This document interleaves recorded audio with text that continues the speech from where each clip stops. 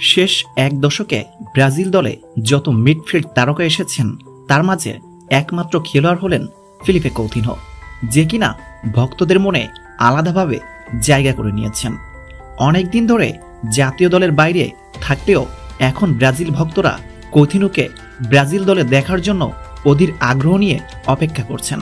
সবার চাওয়া আবারও যেন সেলেসাও দলে কামব্যাক করেন জাদুর কৌটা খ্যাত ফিলিপে কৌতিনহো।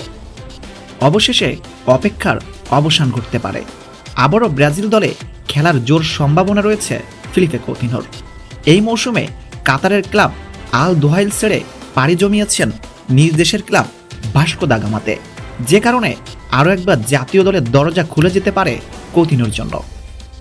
সবাই স্বপ্ন দেখছেন কলম্বিয়ান মিডফিল্ডার হামেস রদ্রিগেজের মতো আবারও ফিরে আসবেন কৌতিনহো। অচেনা হয়ে যাওয়া রদ্রিগেজ ব্রাজিল লিগে খেলে কলম্বিয়া জাতীয় দলে ফিরে এসেছেন। শুধু ফিরে আসেননি, ফিরেছেন আগের থেকেও ভয়ঙ্কর রূপে। এবারের কোপা আমেরিকাতে কলম্বিয়াকে শুধু ফাইনালে তুলেননি, হয়েছেন টুর্নামেন্টের সেরা খেলোয়াড়।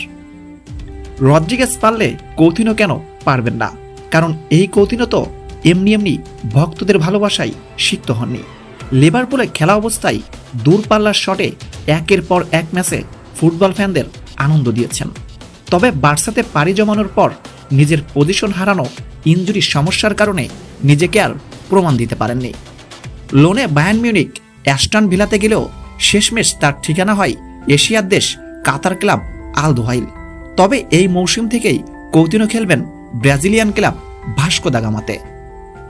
ব্রাজিল লিগ থেকে উঠে এসে বহু তারকা জাতীয় দল মাতাচ্ছেন, তাই তো আবারও জাতীয় দলে ফেরার সুবর্ণ সুযোগ তৈরি হয়েছে ফিলিপে কৌতিনহোর।